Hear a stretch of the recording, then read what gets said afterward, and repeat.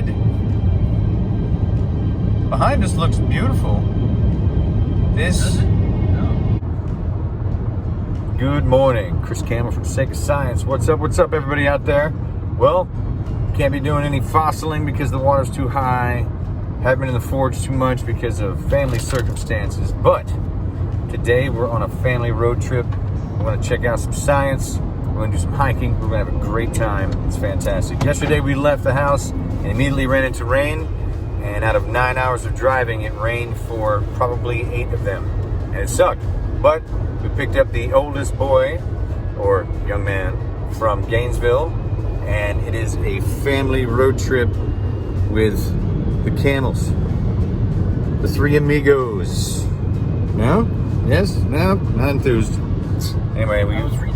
No, excuse me, but I'm reading. Thank you. Are you reading? Yep. Well, yeah. Hey, well, yeah. All right, we are here at a traditional stop for us. Tallulah Gorge Overlook, which is just stunning. Always love this place. This parking lot over here, we used to sleep right over there, just past Luna. Yep. Park right up by that rock wall there at like 3 o'clock in the morning and sleep for as long as we could, and then get up and go hit the gorge. There is a river down there, the Tallulah River, just south of the falls, and it's beautiful. So we're gonna go hit the steps, which is like 2,000 steps to get to the base, go across the suspension bridge and do the whole thing and have a good time. Too bad we can't get out on the river bottom though, because then you could rock hop all the way down to Bridal Falls and have a great time. But social distancing, they don't want people congregating there, so that's out now. But Tallulah Gorge, here we are. Beautiful. Tallulah Gorge. Look at that. Out of order, which is very Nice. I haven't been here in a long time. the Brunson compass that we use for almost everything.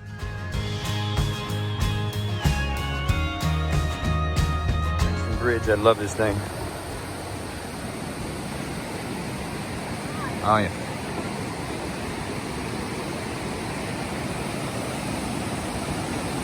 What a beautiful place. Love it. Sway much?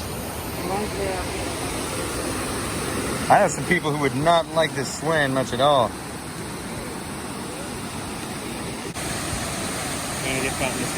Okay.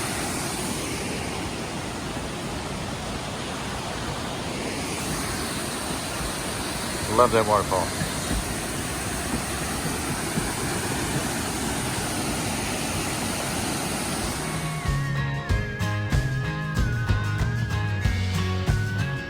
Well, we certainly slowed down, but no brakes, 1,000 steps.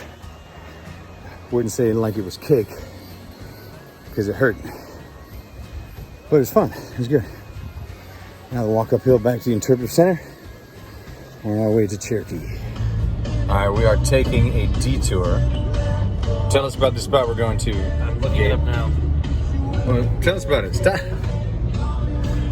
We're doing a geological stop. We're going to go look for garnets at Winding what?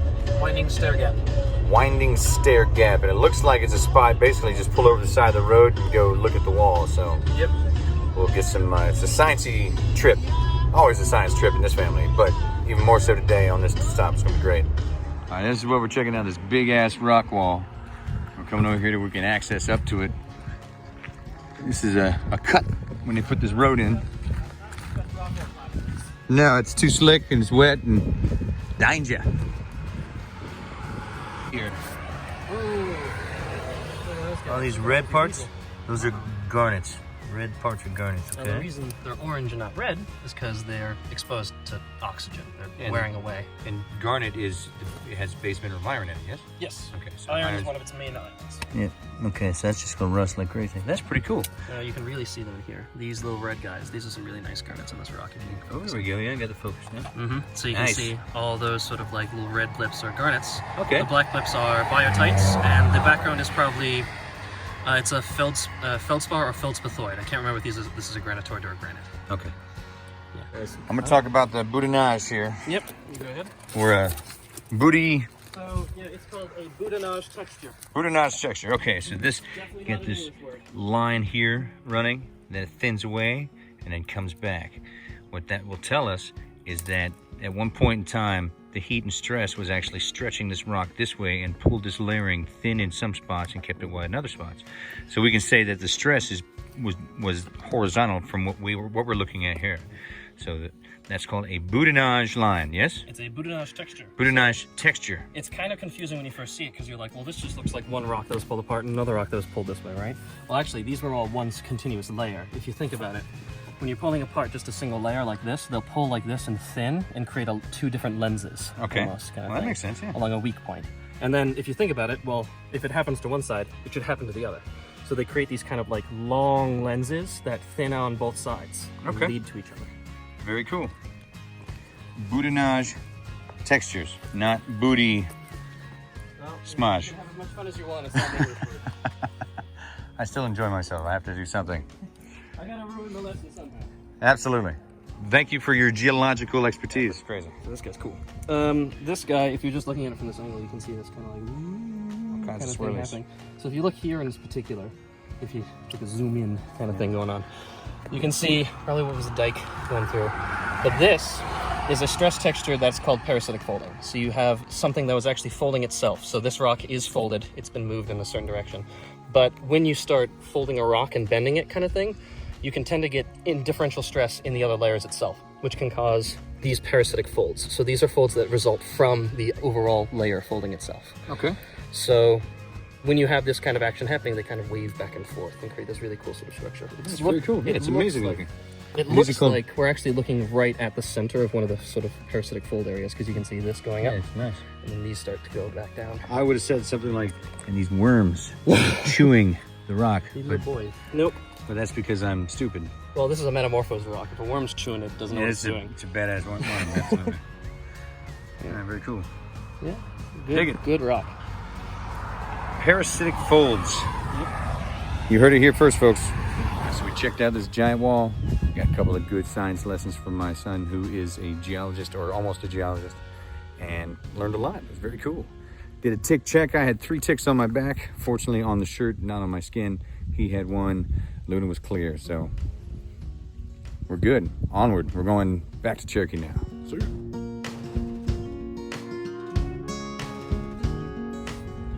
Look at the elk. Holy crap, those are big animals. Big deer. Hey, little deer. Hey, deer. Hey there, how are you, deer? Hey, sweetie. Pretty girl. His head. When you're a sweetie. You got a wild turkey up here also. Look at me. He's like, hey, I'm crossing here. I'm just standing in the middle of the lane. I'm just crossing. Come on, turkey. He's apathetic. Oh, totally. It's raining. It's kind of chilly now. The temperature dropped down to 66 right now where we are. So Florida people, it's kind of crappy, but that's fine. Wet in the 60s, we just got to keep moving. We'll be perfectly fine. So we're on a trail. It's a nice trail. Beautiful. Going to Alum Bluff. It's 2.3 there, 2.3 back. A nice rounded 5.1 miles. So rock on. Wait, let me redo that. 4.6 miles. I cannot math. Apparently, when I'm doing stuff. Ooh, a snake who's got something. He's eating a... Let's get a salamander. Yeah. Poor salamander. What you got there? You got a snake who's got a salamander. I don't know. He's not poisonous. Ooh, he's eating.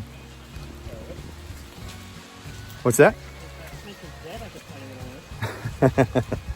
He didn't have a... We hike. I think it's getting worse. It's raining very hard. Constant, unending rain.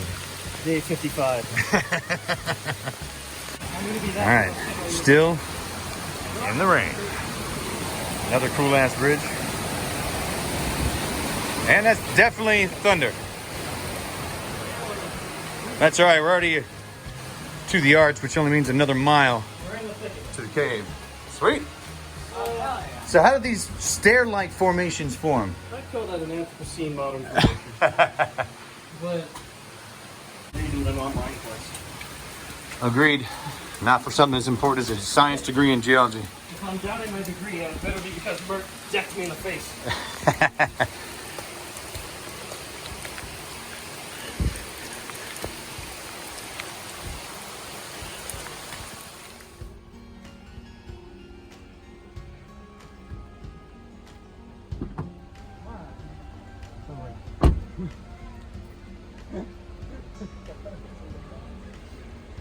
Wow, nice bridge. It's like Dirty Dancing. You guys want a pachanga? No, okay.